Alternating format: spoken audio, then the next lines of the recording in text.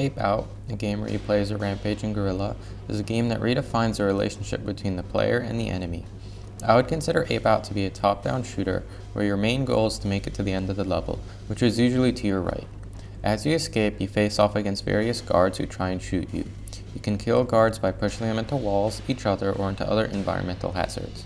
Alternatively, you can also grab a guard and hold them hostage, then toss them to kill them. Another mechanic of holding an enemy hostage is that they will fire a shot from their weapon while you're holding onto them, allowing for the player to point the guard at each other to shoot them. Enemy design is an imperative aspect of games, as they are the main way the player interacts with the game. Therefore, it would be important that they would be tailor-made to further the main point of the game. Alongside enemy design, there must also be good weapon design. One cannot be designed without the other in mind. They should work like a key and a lock. The weapon design is the key and the enemies are the lock. They have to be designed specifically for each other for the system to work. The gameplay is only fun if both the weapon and enemy design are made for each other. This is what makes Ape Out fascinating. Your weapon consists of the enemies themselves. They are a great example of multi-purpose design, a single solution that solves multiple problems at once. The way the enemies are used against each other rethinks the relationship between the player and the enemies. Rather than just killing everyone on sight, it might be better to try and keep the enemies alive so you can use them to your advantage. This need for consideration opens up several windows of possibilities for how combat might look like. Rather than being annoyed or scared of more powerful enemies, the player becomes excited with how they could use their enemies' powerful attacks to their advantage. Alongside the enemy attacks, players could also simply use the environment to their advantage. The environments and level design in Ape Out are fairly simple, but most of the time work well for the game. The levels are procedurally generated, meaning that they are slightly different every time you play. Despite variations, levels are still the same length and contain similar rooms, yet differ enough that the player cannot memorize each level. The randomized level design style lends itself well to the fast-paced, chaotic nature of the game. It mainly consists of tight corridors occasionally broken up by large openings. This general goal to move to the right lets the player create their own path while providing plenty of cover for the player. Ape Out features many types of enemies, each changing the way you might go about any given situation. The game consists of 4 chapters, each with slightly different level design, but primarily introduce more foes into the mix. In the first chapter, you are introduced to the regular guard, this game's enemy and weapon design at its most basic. They die in a single hit and fire one shot every once in a while. They have the player wondering whether killing them or keeping them alive would be the way to go. Next is a more powerful shotgun enemy.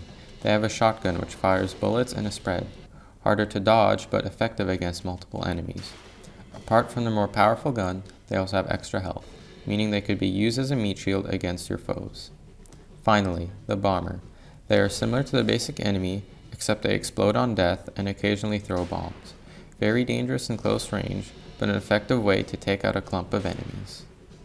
In the second chapter, more enemies are tossed into the level alongside the previous ones. The first one introduced in this chapter are these guys with green hats that are similar to the basic enemy. They run away from you if you get too close, but don't offer any additional benefits. The next enemy, on the other hand, is a lot more exciting. But before I describe them, I need to touch on one big level design change between this and the previous chapter. The top and bottom of the level are open, leading to a deadly drop. Guards can be tossed off the edge, but alternatively the next type of enemy actually appears from the ledge. They break in and wield an automatic assault rifle along some body armor. They are as scary as they are fun to wield. Their rapid-fire weapon makes it hard to dodge shots, but when holding them they can be used to kill multiple enemies as long as they still have bullets. Then there is a sniper enemy. They can either appear in the level or outside the level. While in the level, they mainly perform like basic guards. Outside the level, they pose as an environmental threat. They lock onto the player with red laser sight, and the player needs to get out of line of sight. Or what I prefer to do is use a meat shield to block their shots. In the next chapter, 2 more enemies are introduced. The first one is a machine gun wielding opponent, similar to the one from the previous chapter, except without the extra armor. The second enemy being my least favorite, the flamethrower. Unlike the other enemies, they have a shorter range, but have more sustained fire.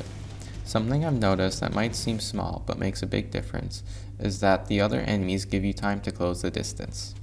When you enter a room with an enemy, if you move fast enough, you can get to them before they fire at you, but the flamethrower on the other hand has a quicker reaction time. This really kills the fast-paced nature of the game and forces the player to slow down and keep their distance. Although this is a big hassle, they have one feature that might be situationally beneficial. They leave an area of fire when they die. This can be useful to block off doorways, but the effort needed to capture them without taking damage triumphs over their one benefit. This leads to them being mostly avoided or killed with no second thought. The final chapter contains the final hostile enemy, who wields a rocket launcher. Not much to say. Every now and then they fire a rocket that explodes. One more enemy I failed to mention previously is briefly seen in certain sections of the game, but doesn't serve much of a gameplay purpose. They are like the guard, but without the gun. They don't do anything except run from the player.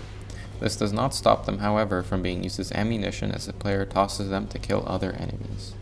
The enemy design in Ape Out really lends itself to the fast-paced, chaotic gameplay, but occasionally there are some enemies that seem to go against this regimen.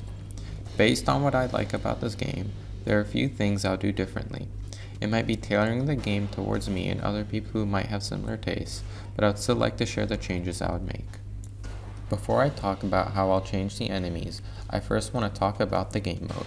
Although the main game consists of set levels to complete, there is also an existing arcade mode for each chapter. This mode is basically the entire chapter except the time limit per level and a score. The player is awarded points for every kill and for every second of remaining time. This gives the game a replayable aspect as the player will try to improve upon the previous score. This is the part I want to focus on designing towards. Because of the competitive nature of arcade mode, the gameplay has to be more refined for its fast-paced gameplay.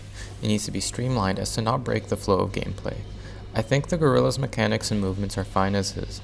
The only tweak I would make is increasing how fast it can spin to allow for a faster pace. The two primary things I would change would be the environment and the enemy design, more so the latter. The environment is mostly great, especially in the first chapter, but the only buzzkill are the big open rooms. They lack suitable cover and lead the player to get surrounded easily. While occasionally they pose as a fun challenge, multiple large areas stringed together can create a massive opening with no room to avoid fire. This can bring a run to a halt, either by forcing the player to turn around and find another way, or by being an almost guaranteed way for the player to die. As for the enemy design, there are some I would keep the same, some I would remove, and some I would change. The basic enemy will stay the same, alongside the shotgun, machine gun, and the off-screen sniper. They do a good job with their risk-reward ratio while also fitting in well with the fast-paced gameplay. The green hat, the sniper in the level, and the non-hostile enemies don't really have a role in the game. They don't have a big enough impact on the gameplay to warrant them being in the game. The flamethrower, however, should be removed because it goes against the fast-paced gameplay. Although the fire on death mechanic might be interesting to utilize, its lingering effect could slow down gameplay alongside its other questionable mechanics. Then, the two enemies I would alter would be the rocket launcher and the bomber. The rocket launcher would be combined with the bomber to make the explosion mechanic more unique relative to the other enemies. It would also give them more depth to play with and against, serving as a high risk yet high reward. I believe these modifications would make the game more streamlined for fast-paced gameplay, making it more satisfying and fun to play while also retaining the quick decision making that made this game unique. Although I might have these nitpicks, Ape Out is still an excellent game that really changes the way I think about enemy design. Ape Out is an exciting game that revolutionizes enemy design through their multi-purpose nature.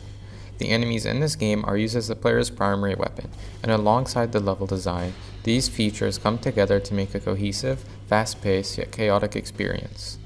Its variety of enemies mix up gameplay and offer various strategies for the player to take advantage of. Although I really like what this game has achieved, I still think it could use some fine-tuning to make the game even more streamlined. But either way, Ape Out is a fantastic game that is definitely worth checking out.